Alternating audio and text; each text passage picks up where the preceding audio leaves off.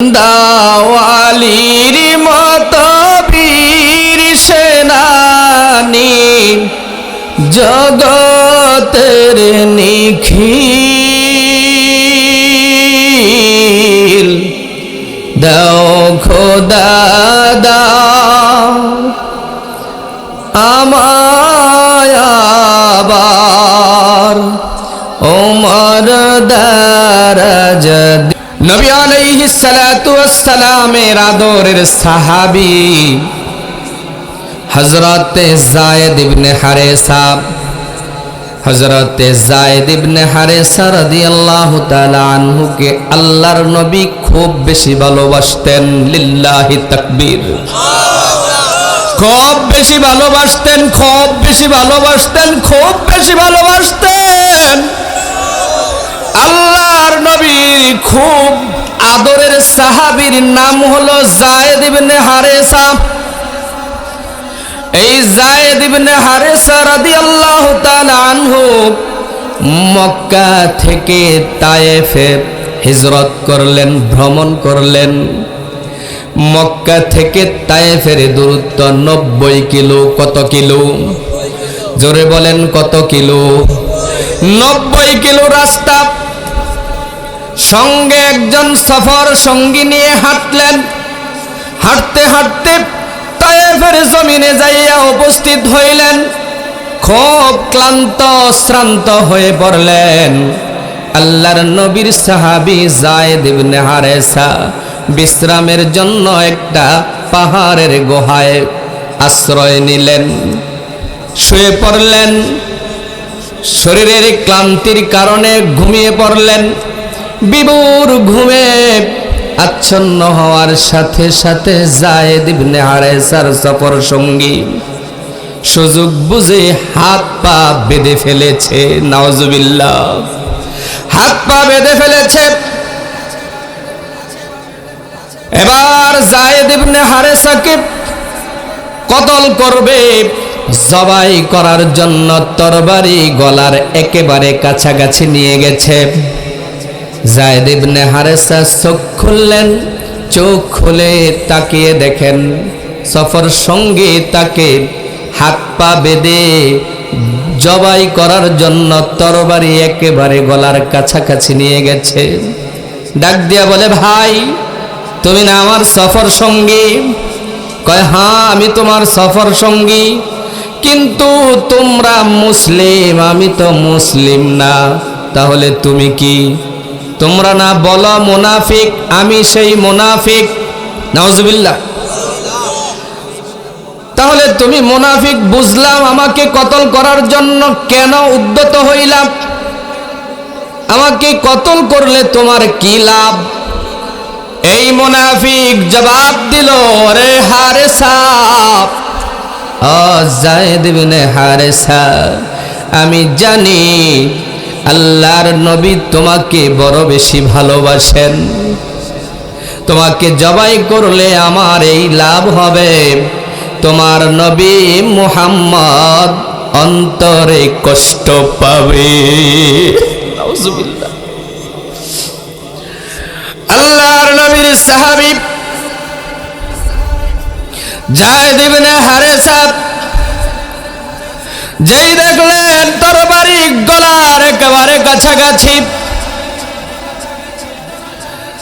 আল্লাহর নবী হারেসা, আল্লাহর নবীর সাহাবী যায়েদ ইবনে হারেসা ডাক দিয়া বলেন, আগিসনি ইয়া রহমান, হে রহমান, আমাকে সহযোগিতা করো, আমাকে সাহায্য করো। আল্লাহর নবীর সাহাবীর হযরতে যায়েদ ইবনে হারেসা আগিসনি ইয়া রহমান বলার সঙ্গে সঙ্গে আল্লাহ তাআলা জিবরাইল আমিনকে ডাক দিলেন, জিবরাইল রে, যাও যাও তায়েফের জমিনে আমার যায়েদ বিপদে পড়েছে। বিপদে পড়ে আমি আল্লাহ তাআলার নাম সিফাতি নাম রহমান ধরে আমার কাছে সহযোগিতা চেয়েছে। তাকে সহযোগিতা করার জন্য এই মুহূর্তে তুমি ওই গুহায় চলে যাও। যেই মাত্র জিবরাইল দেখলেন ছুরি গলার কাছাকাছি, জিবরাইল আমিন জোরে করে ধমক দিয়ে বললেন, ও মুনাফিক, ছুরি চালাবি না। সেই মুনাফিক চিন্তা করলো, জনমানবহীন এলাকায় কোত্থেকে মানুষের আওয়াজ আসলো, কোত্থেকে ধমক আসলো। তরবারি রেখে গুহার বাহিরে যাইয়া এদিক ওদিক তাকাইলেন, ডানে বামে সামনে পিছনে তাকিয়ে দেখে কেউ নাই। আবার ভিতরে গেলেন, তরবারি হাতে নিলেন, গলার কাছাকাছি নিলেন। দ্বিতীয়বার আবার ধমক আসলো, হ্যাঁ মুনাফিক, যায়েদকে কতল করবি না। এবার আবার তরবারি রেখে গুহার মুখে যাইয়া এদিক ওদিক ডাইনে বামে সামনে পিছনে তাকাইলেন। কে? ওমর দারাজ দিল দাও খোদা দাও আমায়াবার, ওমর দারাজ দিল দাওয়ালির মত বীর সেনানি, দাওয়ালির মত বীর সেনানি, জগতের নিখিল দাও খোদা দাও আমায়াবার, ওমর দারাজ দিল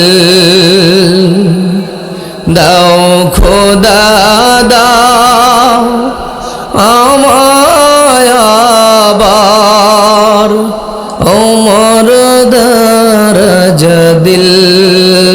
আল্লাহুম্মা সাল্লি আলা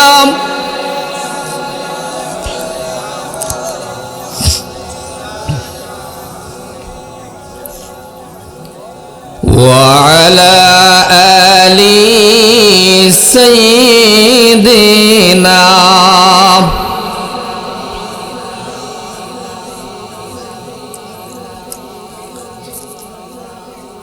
চর সরিষাবাড়ি দেওপাড়া জামে মসজিদের উন্নতিকল্পে চতুর্থ বার্ষিক ইসলামী মহাসম্মেলন অধ্যকার মহতি পবিত্র মাহফিলের সুযোগ্য অভিজ্ঞ সম্মানিত সভাপতি সাহেব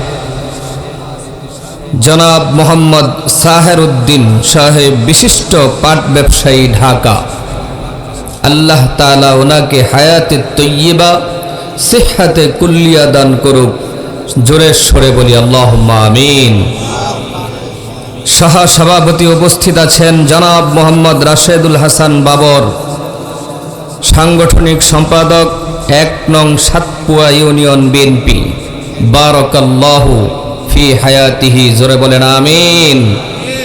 প্রধান অতিথি হিসেবে উপস্থিত আছেন জনাব মোহাম্মদ ফরিদুল কবির তালুকদার শামীম, সভাপতি বাংলাদেশ জাতীয়তাবাদী দল বিএনপি জামালপুর জেলা শাখা।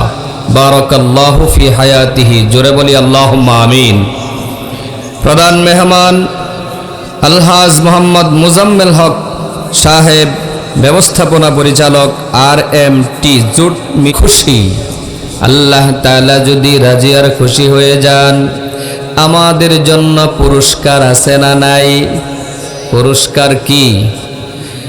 কিতাবে আসছে, আল্লাহর নবী বলেছেন, কোরআন কেন্দ্রিক কোন জিকিরের মজলিসে যখন আল্লাহর গোলামগুলি বসেন, আল্লাহ তাআলার কোরআন থেকে কথা শোনেন, আল্লাহ তাআলার জিকির আজকার করতে থাকেন, এইখান থেকে একদল ফেরেশতা আল্লাহ তাআলার কাছে চলে গেছেন।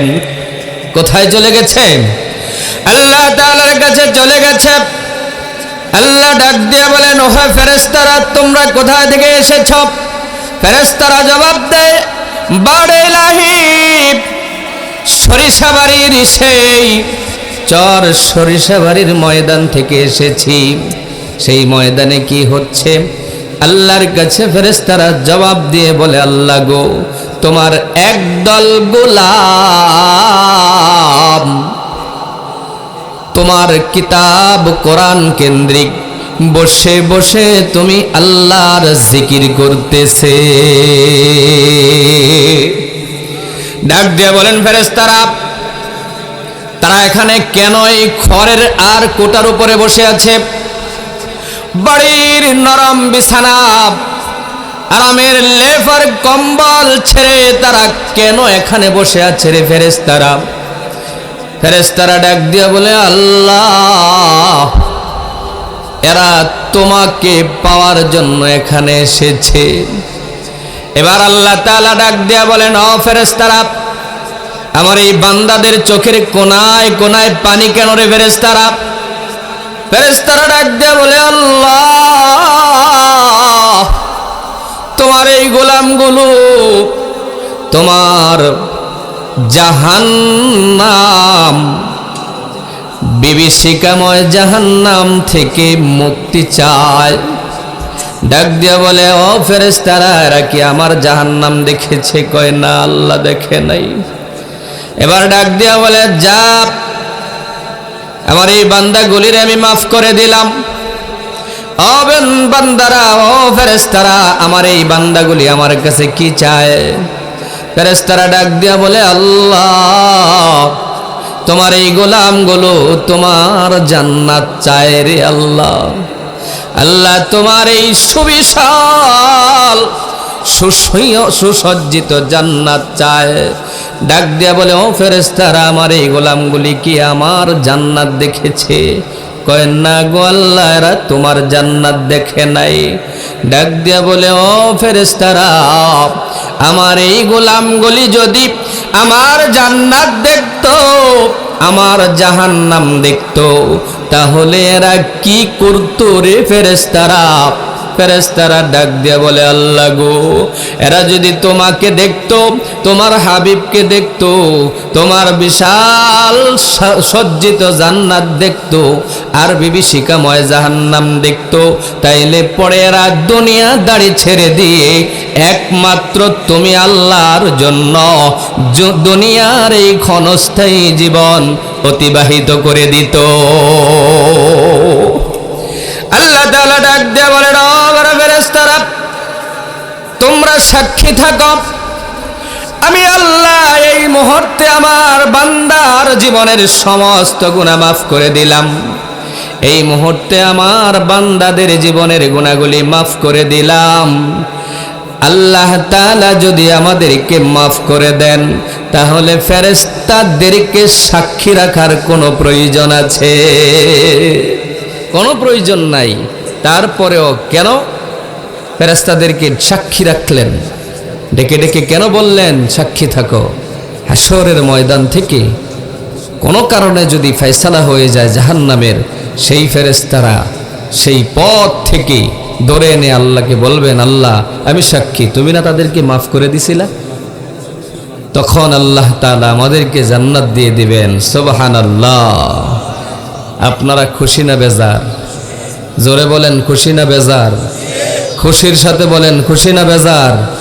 লিল্লাহি তাকবীর! আরো জোরে লিল্লাহি তাকবীর! আমরা এত বড় ফজিলতপূর্ণ জায়গায় আসতে পেরে খুশি। কে কে খুশি? আমরা কে কে খুশি? সবাই খুশি তো? হাত নামান, হাত তোলার দরকার নাই। আমরা যদি সবাই খুশি হয়ে থাকি, তাহলে খুশির সাথে আল্লাহর জিকির করব আর একটু একটু সামনের দিকে আগাবো। এই সামনের জায়গাটা পূরণ করে সুন্দর করে কাছাকাছি বসেন। খুব লম্বা কথা বলবো না, 2-4টা কথা আপনাদেরকে যেই কয়েকটা আয়াত পড়েছি এর আলোকে বলে দোয়া করে দিব।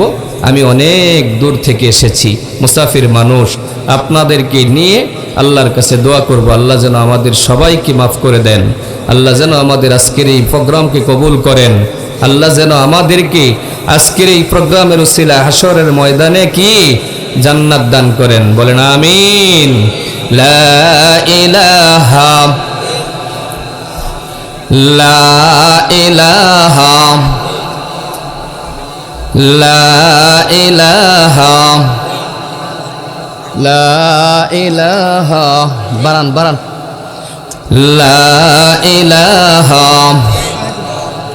জোরে লা ইলাহা লা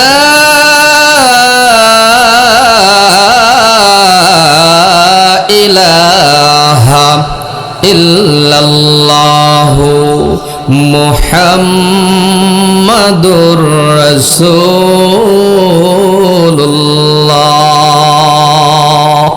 সবাই বলি সাল্লাল্লাহু আলাইহি ওয়াসাল্লাম। আপনাদের সামনে পবিত্র কোরআনে পাকের সূরাতুর রহমানের প্রথম 4টা আয়াত তেলাওয়াত করেছি। পাশাপাশি আল্লাহর নবী মুহাম্মাদুর রাসূলুল্লাহ সাল্লাল্লাহু আলাইহি ওয়াসাল্লামের মুখ নিঃসৃত অসংখ্য গণিত হাদিসসমূহ থেকে ছোট্ট একটা হাদিস পাঠ করেছি। আল্লাহ তাআলা যদি তৌফিক দান করে এর আলোকে কিছু কথা বলার চেষ্টা করব। সকলে বলেন ইনশাআল্লাহ। 1 নাম্বার কাজ, আমি আমলের নিয়তে বলছি, আল্লাহ কবুল করুক, জোরে বলেন আমিন।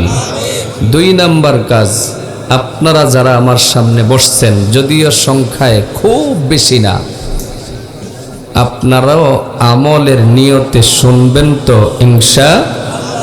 জোরে বলেন ইনশাআল্লাহ। আল্লাহ তাআলা কবুল করুক, জোরে বলেন আমিন। সূরাতুর রহমান আল্লাহ তাআলা নাজিল করলেন। কেন নাজিল করলেন? এই সূরাতুর রহমান নাজিল করছেন। সূরাতুর রহমানের আগের সূরার নাম সূরাতুল কমার।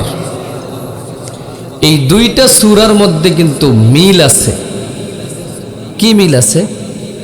আল্লাহ তাআলা সূরাতুল কমারে আপনার আমার নবী মুহাম্মাদুর রাসূলুল্লাহ সাল্লাল্লাহু আলাইহি ওয়াসাল্লামের সবচেয়ে বড় মুজিজার নাম উল্লেখ করে মুজিজা দিয়ে এই সূরাটা শুরু করলেন। সুবহানাল্লাহ বলবেন না? আর সূরাতুর রহমান শুরু করলেন আপনার আমার নবী, কুল কায়নাতের নবী, ইহ এবং পরজগতের নবী, খাতামুন নবিয়্যিন নবী মুহাম্মাদুর রাসূলুল্লাহ সাল্লাল্লাহু আলাইহি ওয়াসাল্লামের সর্বশ্রেষ্ঠ মুজিজা কোরআনুল কারীম দ্বারা শুরু করেছেন। সুবহানাল্লাহ। মিল আছে না? সর্বশ্রেষ্ঠ মুজিজা কি? সূরাতুল কমারে শ্রেষ্ঠ মুজিজা দিয়ে শুরু করলেন। আপনি আমি জানি এই দুনিয়াতে আল্লাহ তাআলা যত নবী পয়গম্বরদেরকে পাঠিয়েছেন, সমস্ত নবীদেরকে, নবী পয়গম্বরদেরকে কোনো না কোনো মুজিজা দিয়েছেন, ঠিক কিনা? সমস্ত নবী পয়গম্বরদের মুজিজা সংগঠিত হইতে কোনো না কোনো জিনিস লাগছে, উপকরণ লাগছে, ঠিক কিনা? যেমন হযরতে মূসা আলাইহিস সালাতু ওয়াস সালামকে আল্লাহ মুজিজা স্বরূপ একটা লাঠি দিয়েছিলেন। হযরতে দাউদ আলাইহিস সালাতু ওয়াস সালামকে মুজিজা স্বরূপ লোহার খণ্ড দিয়েছিলেন। এমন শক্তি দিয়েছিলেন দাউদ নবী হাতের মধ্যে লোহা নিয়ে চাপ দিলে পানির মতো গলে গলে টপ টপ করে পড়তো। সুবহানাল্লাহ। আল্লাহ তাআলা হযরতে সাইয়্যিদনা ঈসা আলাইহিস সালাতু ওয়াস সালামকে মুজিজা স্বরূপ এমন ক্ষমতা দিয়েছিলেন, মূসা আলাইহিস সালাতু ওয়াস সালাম শুকনা মাটি দিয়া পাখি বানাইয়া সেই মাটির পাখির গায়ে যদি কুম বিইজনিল্লাহ বলে ফু দিতেন, ফু দেওয়ার সাথে সাথে ওই মাটির পাখি উড়ে আকাশে চলে যেত। সুবহানাল্লাহ। তাহলে প্রত্যেক নবীকে আল্লাহ মুজিজার জন্য কোনো না কোনো উপকরণ দিয়েছেন, উপকরণ লাগছে, ঠিক কিনা? আমার আপনার নবী মুহাম্মাদুর রাসূলুল্লাহ সাল্লাল্লাহু আলাইহি ওয়াসাল্লাম একদিন কাবার চত্বরে দাঁড়িয়ে আছেন। পূর্ণিমার চাঁদ আকাশে দেখা যায়। চাঁদনি রাতে দুষ্ট আবু জেহেল রাসূলের পাশে এসে দাঁড়ালেন, ডাক দিয়ে বলে, ও ভাতিজা আব্দুল্লাহ ইবনে মুহাম্মদ, তুমি কত আশ্চর্য আশ্চর্য জিনিস দেখিয়েছ, কত জাদু তুমি এই পৃথিবীতে দেখিয়েছ, তুমি এমন কোন জাদু তো দেখাওনি যেটা আসমানে দেখা গেছে। আল্লাহর নবী ডাক দিয়া বলেন, চাচা আপনি আসমানে কি নিদর্শন দেখতে চান? আবু জেহেল ডাক দিয়া বলেন, ও ভাতিজা আব্দুল্লাহ ইবনে মুহাম্মদ, ওই যে দেখা যায় পূর্ণিমার চাঁদ আকাশে দুলছে, তুমি এই চাঁদটাকে, এই চন্দ্রটাকে দ্বিখণ্ডিত করে দেখাও, চন্দ্রটাকে দ্বিখণ্ডিত করে দেখাও। আল্লাহর নবী আল্লাহর কাছে দরখাস্ত করলেন। আবু জাহেলের এই কথাগুলি আল্লাহ শুনছেন কিনা? আল্লাহ তাআলা হাবিবকে ডাক দিয়ে বলেন, হাবিব, আপনি শুধু আঙ্গুল দিয়ে ইশারা করবেন, বাকি কাজগুলি আমি আল্লাহ তাআলা সম্পাদন করে দিব। আল্লাহর নবী জমিন থেকে ইশারা করলেন, চন্দ্র দুই খণ্ড হয়ে গেছে। সুবহানাল্লাহ বলবেন না? চন্দ্রটা দ্বিখণ্ডিত হয়ে গেছে। তখন হিন্দুস্তানের রাজা ছিল বুলরাজ। ওই বুলরাজ আসমানের এই অলৌকিক ঘটনা দেখেছেন হিন্দুস্তানে থেকে। ঘটনা ঘটেছে মক্কায়, দেখছে হিন্দুস্তান থেকে। ওই বুলরাজ মক্কায় চলে গেলেন। মক্কায় গিয়ে জানতে পারলেন আল্লাহর নবী মক্কা থেকে হিজরত করে মদিনায় চলে গেছেন। ওই বুলরাজ সব পরিবারে হিজরত করে মদিনায় গেলেন। মদিনায় যাইয়া সব পরিবারে আল্লাহর রাসূলের হাতে হাত দিয়ে কালেমা পড়ে মুসলমান হয়ে গেছে। তাহলে আল্লাহর নবীর যে মুজিজা, আঙ্গুল ইশারা করেছেন, কাজ সম্পাদন করে দিয়েছেন কে? সে আল্লাহ। এই মুজিজার কথা উল্লেখ করে সূরাতুল কমার শুরু করলেন। এবার এটার সাথে ওইটার কি সম্পর্ক? সূরাতুর রহমানের কি সম্পর্ক? সূরাতুর রহমান শুরু করলেন রাসূলের সবচেয়ে বড় মুজিজা। সূরাতুল রহমানের মধ্যে কোরআন দিয়া রাসূলের সবচেয়ে বড় মুজিজার নাম কোরআন। এই কোরআনের কাহিনী দিয়ে শুরু করেছেন সূরাতুর রহমান। বলবো? আপনাদের কষ্ট হচ্ছে? আপনারা আছেন ইনশাআল্লাহ। আল্লাহ পাক সূরাতুর রহমান শুরু করলেন। আমার সঙ্গে পড়ুন, বিসমিল্লাহির রহমানির রহিম।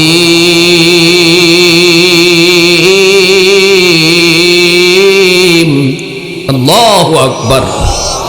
কোরআনের তেলাওয়াত শুনতে ভালো লাগে না খারাপ লাগে?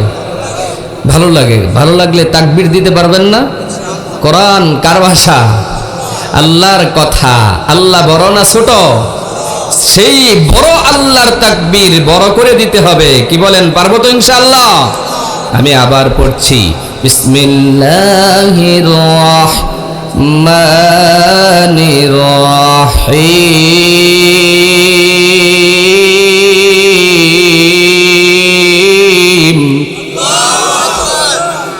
আর রহমান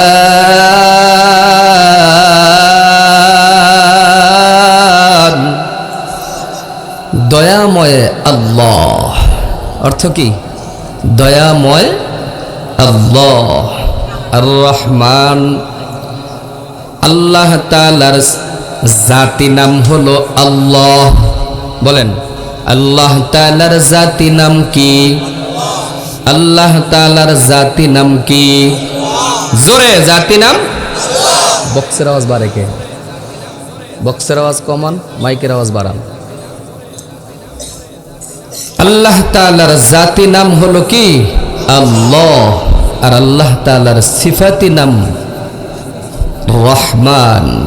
আল্লাহ তাআলার সিফাতি নামের মধ্যে সবচেয়ে মর্যাদাবান নাম হলো রহমান। কি নাম? রহমানের ফজিলত। আল্লাহ তাআলার রহমান নামের ফজিলত কিতাবে আসছে। ইমাম ফখরুদ্দিন রাজি রহমাতুল্লাহি আলাইহি লিখেছেন তাফসীরে কাবীরের ঘটনা। হযরত ইমাম ফখরুদ্দিন রাজি রহমাতুল্লাহি আলাইহি লেখেন, নবী আলাইহিস সালাতু ওয়াস সালামের আদরের সাহাবী হযরত যায়েদ ইবনে হারেসা, হযরত যায়েদ ইবনে হারেসা রাদিয়াল্লাহু তাআলা আনহুকে আল্লাহর নবী খুব বেশি ভালোবাসতেন। লিল্লাহি তাকবীর। খুব বেশি ভালোবাসতেন, খুব বেশি ভালোবাসতেন, খুব বেশি ভালোবাসতেন। আল্লাহর নবীর খুব আদরের সাহাবীর নাম হলো যায়েদ ইবনে হারেসা।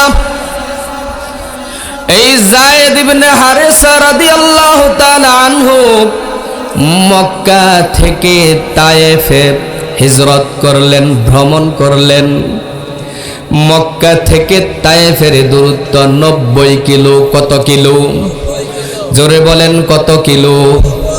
90 কিলো রাস্তা। সঙ্গে একজন সফর সঙ্গী নিয়ে হাঁটলেন। হাঁটতে হাঁটতে তায়েফের জমিনে যাইয়া উপস্থিত হইলেন। খুব ক্লান্ত শ্রান্ত হয়ে পড়লেন। আল্লাহর নবীর সাহাবী যায়েদ ইবনে হারেসা বিশ্রামের জন্য একটা পাহাড়ের গুহায় আশ্রয় নিলেন, শুয়ে পড়লেন। শরীরের ক্লান্তির কারণে ঘুমিয়ে পড়লেন। বিভোর ঘুমে আচ্ছন্ন হওয়ার সাথে সাথে যায়েদ ইবনে হারেসার সফর সঙ্গী সুযোগ বুঝে হাত পা বেঁধে ফেলেছে। নাউজুবিল্লাহ। হাত পা বেঁধে ফেলেছে। এবার যায়েদ ইবনে হারেসাকে কতল করবে। জবাই করার জন্য তরবারি গলার একেবারে কাছাকাছি নিয়ে গেছে। যায়েদ ইবনে হারেসা চোখ খুললেন। চোখ খুলে তাকিয়ে দেখেন সফর সঙ্গী তাকে হাত পা বেঁধে জবাই করার জন্য তরবারি একেবারে গলার কাছাকাছি নিয়ে গেছে। ডাক দিয়া বলে, ভাই তুমি না আমার সফর সঙ্গী? কয়, হ্যাঁ আমি তোমার সফর সঙ্গী, কিন্তু তোমরা মুসলিম, আমি তো মুসলিম না। তাহলে তুমি কি? তোমরা না বলো মুনাফিক, আমি সেই মুনাফিক। নাউজুবিল্লাহ। তাহলে তুমি মুনাফিক বুঝলাম, আমাকে কতল করার জন্য কেন উদ্যত হইলাম? আমাকে কতল করলে তোমার কি লাভ? এই মুনাফিক জবাব দিল, রে হারেসা, ও যায়েদ ইবনে হারেসা, আমি জানি আল্লাহর নবী তোমাকে বড় বেশি ভালোবাসেন। তোমাকে জবাই করলে আমার এই লাভ হবে, তোমার নবী মুহাম্মদ অন্তরে কষ্ট পাবে। নাউজুবিল্লাহ। আল্লাহর নবীর সাহাবী যায়েদ ইবনে হারেসা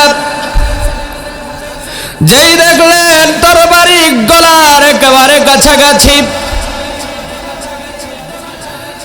আল্লাহর নবী হারেসা, আল্লাহর নবীর সাহাবী যায়েদ ইবনে হারেসা ডাক দিয়া বলেন, আগিসনি ইয়া রহমান, হে রহমান আমাকে সহযোগিতা করো, আমাকে সাহায্য করো। আল্লাহর নবীর সাহাবীর হযরতে যায়েদ ইবনে হারেসা আগিসনি ইয়া রহমান বলার সঙ্গে সঙ্গে আল্লাহ তাআলা জিবরাইল আমিনকে ডাক দিলেন, জিবরাইল রে যাও যাও, তায়েফের জমিনে আমার যায়েদ বিপদে পড়েছে, বিপদে পড়ে আমি আল্লাহ তাআলার নাম সিফাতি নাম রহমান ধরে আমার কাছে সহযোগিতা চেয়েছে, তাকে সহযোগিতা করার জন্য এই মুহূর্তে তুমি ওই গুহায় চলে যাও। যেই মাত্র জিবরাইল দেখলেন ছুরি গলার কাছাকাছি, জিবরাইল আমিন জোরে করে ধমক দিয়ে বললেন, ও মুনাফিক ছুরি চালাবি না। সেই মুনাফিক চিন্তা করলো জনমানবহীন এলাকায় কোত্থেকে মানুষের আওয়াজ আসলো, কোত্থেকে ধমক আসলো। তরবারি রেখে গুহার বাহিরে যাইয়া এদিক ওদিক তাকাইলেন, ডানে বামে সামনে পিছনে তাকিয়ে দেখে কেউ নাই। আবার ভিতরে গেলেন, তরবারি হাতে নিলেন, গলার কাছাকাছি নিলেন। দ্বিতীয়বার আবার ধমক আসলো, হ্যাঁ মুনাফিক যায়েদকে কতল করবি না। এবার আবার তরবারি রেখে গুহার মুখে যাইয়া এদিক ওদিক ডাইনে বামে সামনে পিছনে তাকাইলেন। কি জনমানব শূন্য এলাকা, এই এলাকায় কোত্থেকে ধমক আসে? কেউ নাই। আবার ফিরলেন, তরবারি হাতে নিলেন, গলার কাছাকাছি নিলেন। এইবার প্রথম দ্বিতীয়বারের তুলনায় তৃতীয়বারের ধমকটা একটু জোরে হয়েছে। প্রকম্পিত হয়ে তরবারি রেখে বাহিরে গেলেন, যাইয়া দেখেন একজন সুন্দর সুদর্শন নওজোয়ান গুহার মুখে দাঁড়িয়ে আছে। তার টুটি চেপে ধরলেন, দেহ থেকে কল্লাটা আলাদা করলেন, কল্লাটা দূরে ছিটকে ফেলে দিয়ে ভিতরে ঢুকলেন। ভিতরে যাইয়া যায়েদ ইবনে হারেসার হাতের পায়ের বাঁধন খুললেন, টান দিয়ে জমি থেকে তুলে দাঁড় করলেন। যায়েদ ইবনে হারেসা ডাক দিয়ে বলেন, ও ভাই, কে তুমি এই জনমানবহীন এলাকায় এই কঠিন মুসিবতের সময়ে আমাকে সাহায্য করতে এসেছ? এবার জিবরাইল আমিন ডাক দিয়ে বলেন, যায়েদ তুমি যখন আগিসনি ইয়া রহমান বলে আল্লাহর কাছে সাহায্য চেয়েছ, আমার আল্লাহ আমাকে ডাক দিয়ে বললেন, জিবরাইল রে, যায়েদ আমার রহমান নামের দোহাই দিয়ে আমার কাছে সাহায্য চেয়েছে, সহযোগিতা চেয়েছে। এই মুহূর্তে তুমি ওই গুহায় যাইয়া আমার যায়েদকে সহযোগিতা করো। তখন আমার অবস্থান ছিল সিদরাতুল মুনতাহা, ওইখানে থেকে আমি ধমক দিয়েছি, প্রথম ধমক। দ্বিতীয়বার যখন দেখলাম তোমার গলার কাছাকাছি তরবারি, তখন আমি প্রথম আসমানে, ওইখানে থেকে আমি ধমক দিয়েছি। তৃতীয়বার ধমক দিয়েছি, তখন আমি তোমার গুহার মুখে অবস্থান করছি। যায়েদ তুমি রহমান নামের দোহাই দিয়ে আল্লাহর কাছে সহযোগিতা চাওয়ার কারণে আল্লাহ তাআলা আমি জিবরাইলকে সাদা পোশাক আর সবুজ পাগড়ি পরাইয়া মুহূর্তের মধ্যে তোমার কাছে পাঠিয়ে দিয়েছে। তাহলে আল্লাহর সিফাতি নাম রহমানের ফজিলত কম না বেশি? একটা। আরো বলবো? রাত কিন্তু 12টা। মাশাআল্লাহ, কয় কি! এইভাবে করে আল্লাহর রহমান নামের ফজিলত একটা একটা বলতে থাকলে সারা রাত শেষ হবে, রহমান নামের ফজিলত শেষ হবে না। রাখলাম। এরপরের কথা, আল্লাহ পাক রব্বুল আলামিন বলেন, আল্লামাল কুরআন,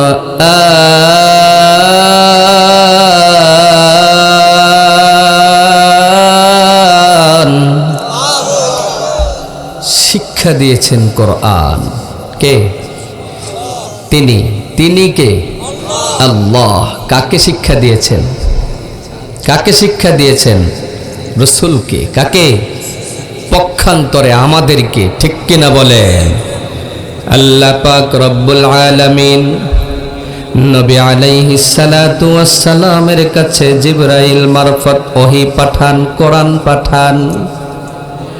সেই কোরআন শিক্ষা করার জন্য আপনার আমার নবী আল্লাহর প্রেরিত ফেরেশতা জিবরাইলের সঙ্গে ঠোঁট নাড়ান আর জিভ নাড়ান, না জানি কোন শব্দ বাদ পড়ে যায়, হুবহুব মুখস্থ করার জন্য চেষ্টা করে।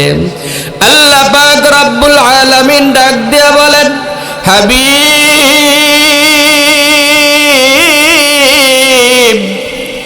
আপনি জিবরাইলের সঙ্গে ঠোঁট নাড়াবেন না, জিভ নাড়াবেন না, কারণ আপনার এই ঠোঁট নাড়ানো আর জিভ নাড়ানোর কষ্ট আমি আল্লাহ বরদাস্ত করতে পারি না।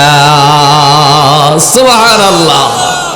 এই পৃথিবীতে যত নবী পয়গম্বররা এসেছে, সমস্ত নবী পয়গম্বররা আল্লাহ তাআলাকে খুশি করার জন্য সব সময় ব্যস্ত ছিল, ঠিক কিনা?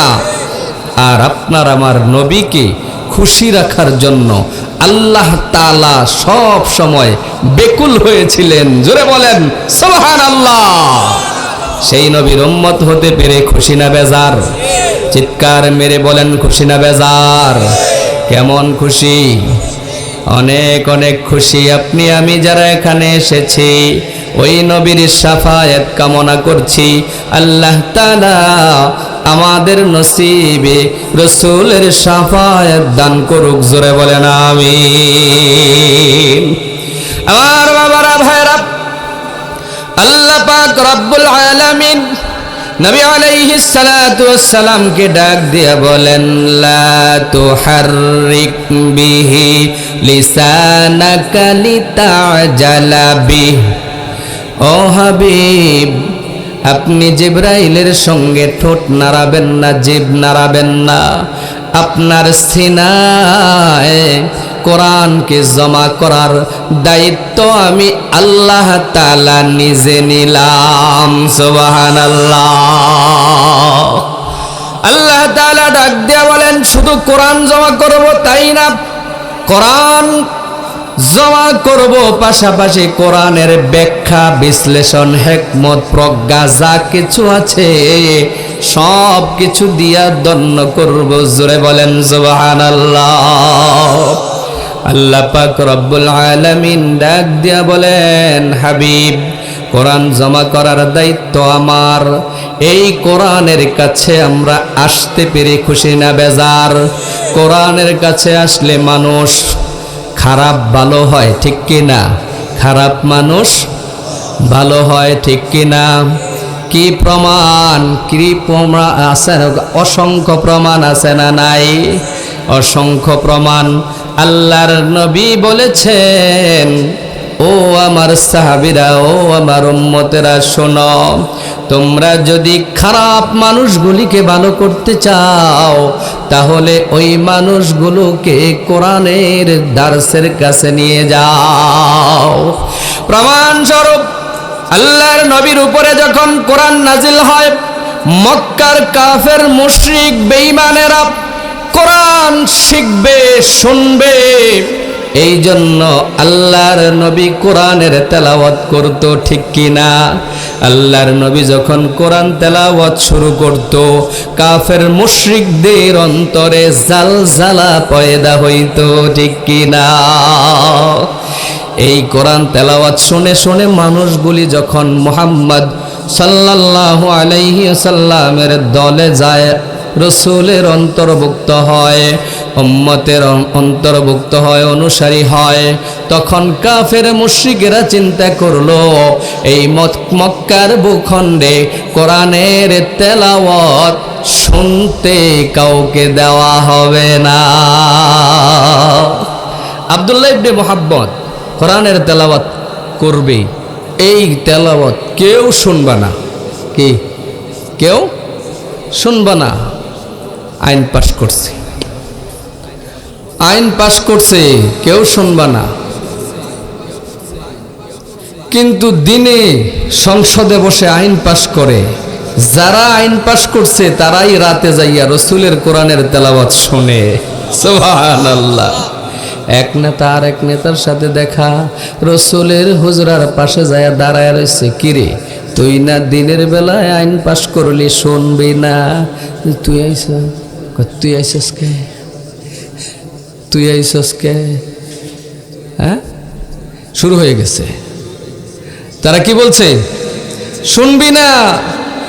আল্লাহ কোরআনে কথাটা বইলা দিচ্ছে, وقال الذين كفروا لا تسمعوا لهذا القرآن।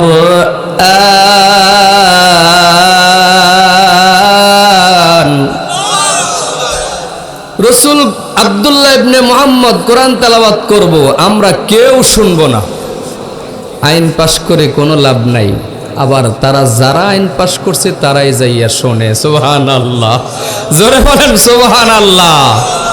এরপরে দেখে যে না, এটা থেকে তো ফিরা যায় না, আকর্ষণ টু বিকর্ষণ চুম্বকের মতো টানে, না যাইয়া আর পারা যায় না।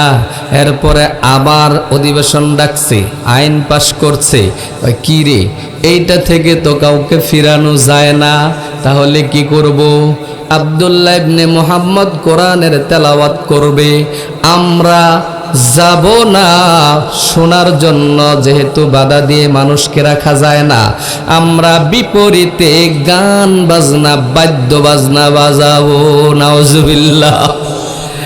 অলগাউ ফীহি লাআল্লাকুম তাগলিবুন। আমরা কি করব? গান গামু, ডোল বাজামু, হাততালি দিমু। এরপরেও মানুষকে কি করতে পারে না? ফিরায় রাখতে পারে না। মানুষ যায়, কোরআন তেলাওয়াত শুনলেই কি পাগল হয়ে যায়। যে আব্দুল্লাহ ইবনে মুহাম্মদকে তারা পাগল বলে, মানুষ যাইয়া আব্দুল্লাহ ইবনে মুহাম্মদের জবান থেকে কোরআনের তেলাওয়াত শুনে, সেই মানুষগুলি যারা পাগল বলছে তাদেরকে পাগল বলে আখ্যায়িত করে। কোরআনের কত বড় শক্তি! কোরআনের শক্তি আছে না নাই? এই শক্তির কাছে আমরা মাথা নত করবো তো ইনশা, নাকি গান বাজনার যামু? গান বাজনা হইলে কি আপনারা এই কয়জন আইতেন? আমার ভাইরা, আমার বাবারা, শয়তানের দল বড় না ছোট? বড়। যাই হোক, আল্লাহ পাক রব্বুল আলামিন আমাদের যেই কয়শো লোক এনেছেন, এই কয়েকশো লোকজনকে হেদায়েত দান করুক। জোরে বলি আমিন। আমাদেরকে যদি আল্লাহ কবুল করে নেন, তাহলে আজকের এই মাহফিল সার্থক। জোরে বলেন ঠিক কিনা? এইটাই আল্লাহ পাক রব্বুল আলামিন বলতেছেন যে রহমান চিনস না বলদ, নাদান, রহমান চিনস না, আল্লামাল কোরআন, যিনি শিক্ষা দিয়েছেন কোরআন, তিনি কি? তিনি কে? রহমান। এরপরের কথা আল্লাহ পাক রব্বুল আলামিন বলেন, খালাকাল ইনসান,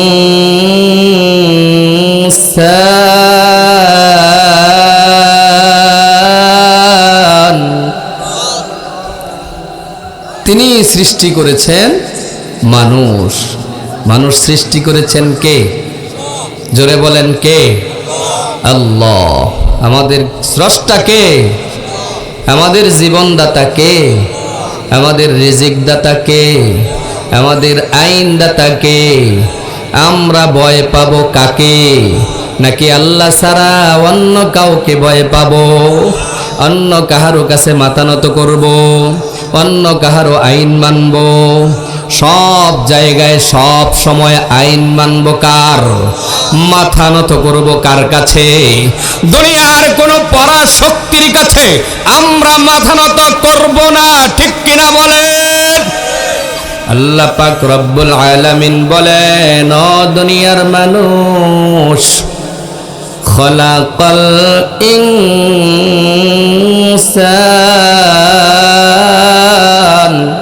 তিনি সৃষ্টি করেছেন মানুষ। নাদান রহমান সিনাস না। আল্লাহ তাআলা আমাদের সৃষ্টি করেছেন কি সুন্দর, নিপুণ নিপুণভাবে সৌন্দর্য দিয়ে সৃষ্টি করেছেন। দেখেন, আপনাকে আমাকে মাথা থেকে পায়ের পাতা পর্যন্ত প্রত্যেকটা অঙ্গ প্রত্যঙ্গ কত না সুন্দর করে সেট করেছেন।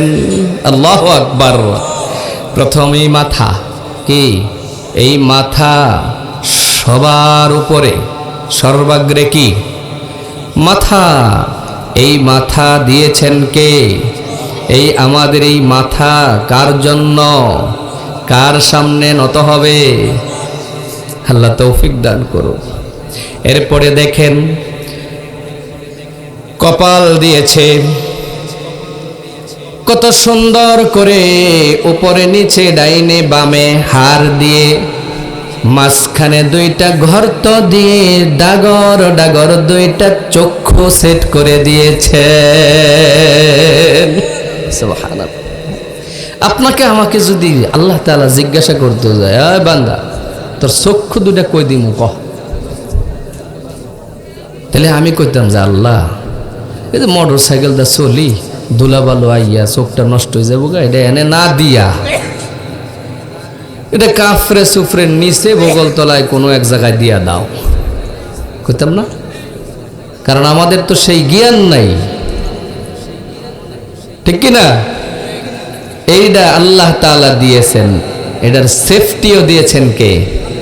চিন্তা করে দেখেন না, একটু হাত দিয়া দেখেন, উপরে নিচে ডাইনে বামে কত সুন্দর হাড় দিয়া সেফটি দিয়েছেন।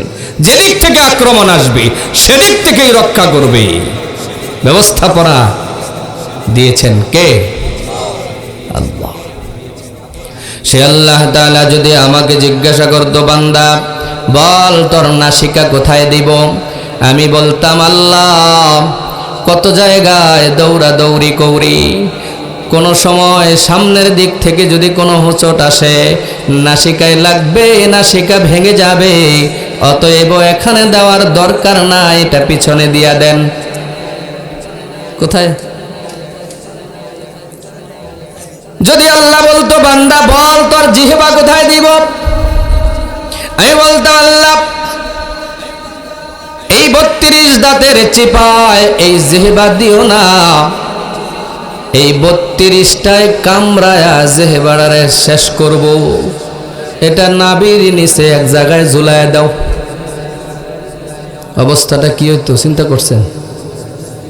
চক্ষু কোথায়? বগল তলায়। নাসিকা কোথায়? পিছনে। জিহ্বা কোথায়? নাভির কাছে। খাবার দিছেন, এবার সর্বপ্রথম খাবার আসলে দেখতে হয়, ঠিক কিনা? কাজ কি? দেখা। এবার চিন্তা করতাম যে দেখার জন্য দেখ, এরপরে দেখার পরে পরীক্ষা করতে হয় খাবার কি দুর্গন্ধযুক্ত নাকি ভালো, এটা পচা না ভালো খাবার, এটা পরীক্ষা করা লাগে না? পরীক্ষা কোথায় করে? নাকের কাছে, ঠিক কি না? তাহলে এটা যে পিছনে দেওয়া, এবার খাবার ওখানে পৌঁছাইতে হইতো ভালো আছে, কি দিছে? মেসেজ দিছে ভালো আছে। এবার আইনা দিতাম মুখে, সিবাইয়া, এবার তো জিব্বা কোথায়? কাফরের নিচে, নাভিরে নেই নাকি? এবার আবার বার কইরা জিব্বায় নিতে নিতে সব কাফরে সুফরে ফেডের ভিতরে গেল না কিছু। আমার রব আমাকে কত না সুন্দর করে সেট করে দিয়েছেন প্রত্যেকটা অঙ্গ প্রত্যঙ্গ। চিৎকার করে বলেন আলহামদুলিল্লাহ। আল্লাহ পাক রব্বুল আলামিন আমাকে এত সুন্দর করে সৃষ্টি করেছেন। কোরআনুল কারীমে আল্লাহ তাআলা দলিল দিয়া দিছেন। এই দলিল দেওয়ার আগে আগে চারটা কসম খেয়েছেন। কয়টা? আল্লাহ পাক রব্বুল আলামিন বলেন ওয়াত্তিন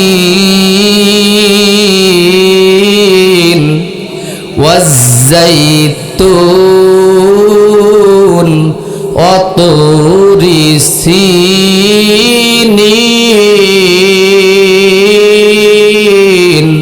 ওয়াহাযাল বালাদিল আমিন।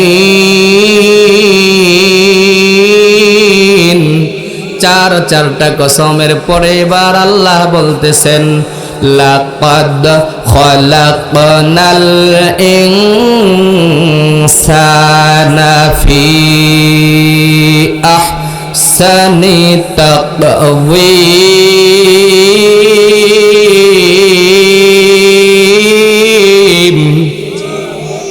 এবার আল্লাহ পাক বলতেছেন লাম তাকিদ কব তাকিদ, এর পরেও চারটা শপথের পরে আবার তাকিদ লাগায় আল্লাহ বলতেছে বান্দা আমি তোমাকে উত্তম অবয়ব দিয়ে সৃষ্টি করেছি। চিৎকার মেরে বলেন আল্লাহু আকবার। তাহলে মানুষ সৃষ্টি করেছেন কে? রহমান। আল্লাহ বলতেছে কে? মানুষ সৃষ্টি করেছে আল্লাহ। নাদা রহমান সিনস না।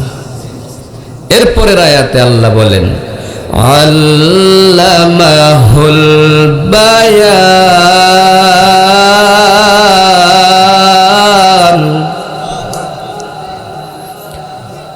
সেই মানুষকে কথা বলার যোগ্যতা দিয়েছেন কে? ভাষা, মুখের ভাষা দিয়েছেন কে? মানুষ সৃষ্টি করেছে ঠিক আছে। আমাদের মাঝে এমন মানুষ আছে না যাদের ভাষা নাই, কথা বলতে পারে না, দেখতে পারে, হাসতে পারে, বলতে পারে না? আছে না নাই? আছে না নাই? এই কথা বলতে পারা শক্তি আমাদেরকে দিয়েছেন কে? সেই আল্লাহর শুকরিয়া আদায় করার দরকার আছে না নাই? আল্লাহ পাক রব্বুল আলামিনের কাছে প্রশ্ন, একই মাটির তৈরি ওরা এমন কেন হলো? দেখতে পারে বোবা লোকে, গাইতে পারে না। গাইতে পারে অন্ধা লোকে, দেখতে পারে না। ঠিক কিনা? এক আল্লাহর তৈরি আমরা বলতে পারি, গাইতে পারি, দেখতে পারি, কিন্তু আল্লাহ যাকে বলার শক্তি দেয় নাই সে ফেল ফেল করে তাকিয়ে থাকে। দেখতেছে কিন্তু বলতে পারে না।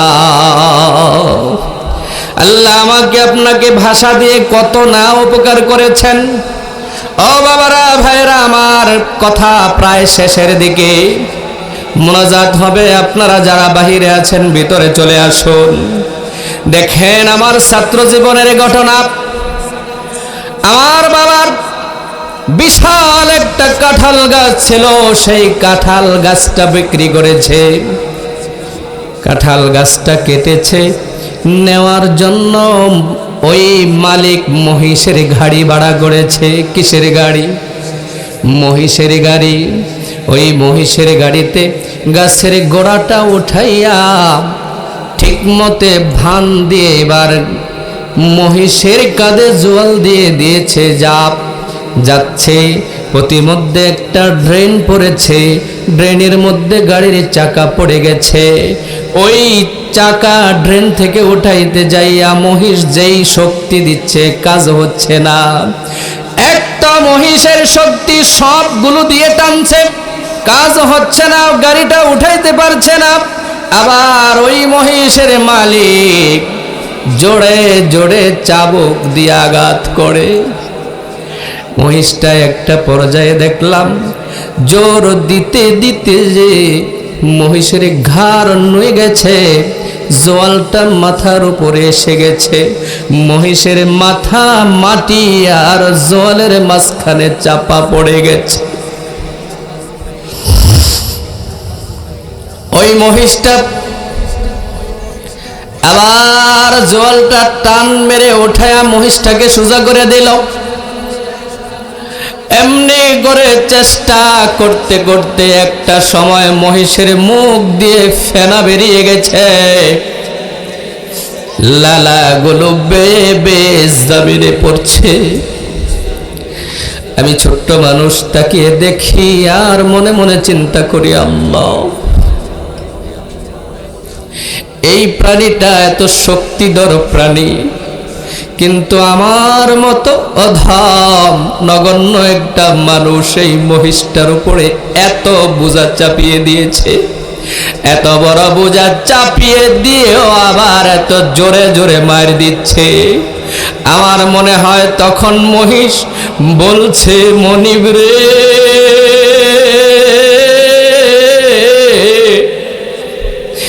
শক্তি যতটুকু আছে ব্যয় করেছি রে মনিব, উঠাইতে পারছি না।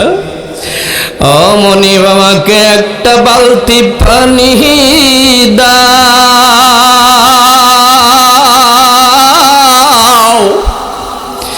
একটা বালতি পানি পান করাও, আমি আমার আগের শক্তি পুনরায় ফিরে পাবো।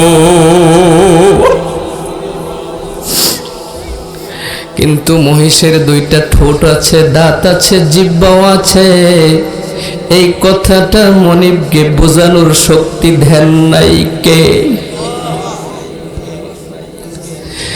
আবার আপনার ঠোঁট আছে, জিহ্বা আছে, দাঁত আছে, পাশাপাশি ভাষা দিয়া যে আল্লাহ দন্য করেছেন, ওই আল্লাহর জন্য আমাদের এই ভাষা ব্যবহার করার দরকার আছে না নাই?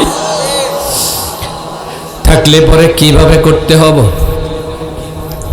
আল্লাহর হুকুম, রাসূলের তরিকা, যেভাবে যেখানে আল্লাহ তাআলা দিয়েছেন সেইভাবে সেই জায়গায় পাই টু পাই ব্যবহার করে আল্লাহ তাআলার হুকুম, রাসূলের তরিকা অনুযায়ী নিজের জীবন পরিচালনা করার দরকার আছে না নাই? আল্লাহ তৌফিক দান করুক, জোরে বলেন আমিন। আল্লাহ কোরআনুল কারীমে বলেন, বান্দা, আমি কি তোমাকে দুইটা ঠোঁট দেই নাই? আমাদেরকে দুইটা ঠোঁট দিয়েছেন কে? আল্লাহর কথা, ওয়ালিসানা ওয়া শাফাতাইন, আমি কি তোমাকে দুইটা ঠোঁট আর জিহ্বা দেই নাই? আপনার আমার যদি দুইটা ঠোঁট না থাকতো, জিহ্বাটা আল্লাহ না দিত, তাহলে এত সুন্দর করে কথা বলতে পারতাম? দুইটা ঠোঁট দুই দিকে টান করে ধরে সমদৌর ডাক, আব্বা, আম্মা, বলেন তো দেখি, সম্ভব? দুইটা ঠোঁট যদি আমাকে আপনাকে আল্লাহ না দিতেন, তাহলে আমরা পানি খাইতে পারতাম? এখন আধুনিক যুগ, চিন্তা হলো পাইপ লাগামো। কি লাগামো? পাইপ লাগায়া টানে লাগাবো নাকি? পাইপ কি ঠোঁট ছাড়া টান হবে? হ্যাঁ,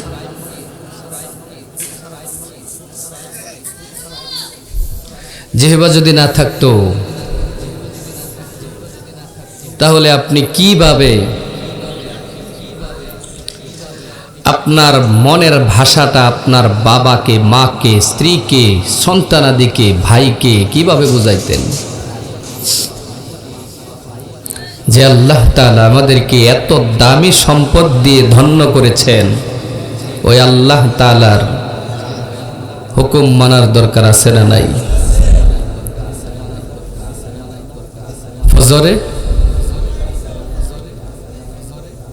ফজরে যেই ডাক মুয়াজ্জিন মসজিদের মিনারায় বাজায়, এই ডাকটা কার? মুয়াজ্জিনের কণ্ঠে যেই আওয়াজ আমাদের কানে আসে, আসসালাতু খায়রুম মিনান নাওম, কথাটা কার? আল্লাহ। কিন্তু আপনি আমি এই কথাটা শুই না। মুয়াজ্জিনের উপরে যদি রাগ করি, কি মুয়াজ্জিনের উপরে রাগ হলো নাকি ঘুরায়া ফিরায়া আল্লাহর উপরে রাগ করলাম? আপনাদের ইমাম সাহেব হুজুর আমার সাথে দেখা হয়েছে কিনা জিজ্ঞাসা করতাম, ফজরের মুসল্লি কয়জন হয়? মসজিদ বড় করার জন্য, সুন্দর করার জন্য আপনারা অনেক টাকা পয়সা উঠাইলেন, আজকে স্বতঃস্ফূর্তভাবে আপনারা দিছেন। আল্লাহ কবুল করুক, জোরে বলে আমিন। পাশাপাশি মসজিদ আবাদ রাখতে হবে, এই দায়িত্ব কার? আমাদের, ঠিক কিনা? পারবো তো ইনশাআল্লাহ। অনেক রাত হয়ে গেছে, আরো অনেক কথা ছিল, কিন্তু সব কথা বলতে গেলে আপনাদের ধৈর্যের ভাত ভেঙে যাবে। কাজেই আমি আজকের মতো এখানেই শেষ করলাম। যদি আল্লাহ তাআলা ভবিষ্যতে আবারও আপনাদের মাঝে আসার সুযোগ করে দেন, আপনাদেরকে প্রাণ খুলে কথা শোনাবো ইনশাআল্লাহ।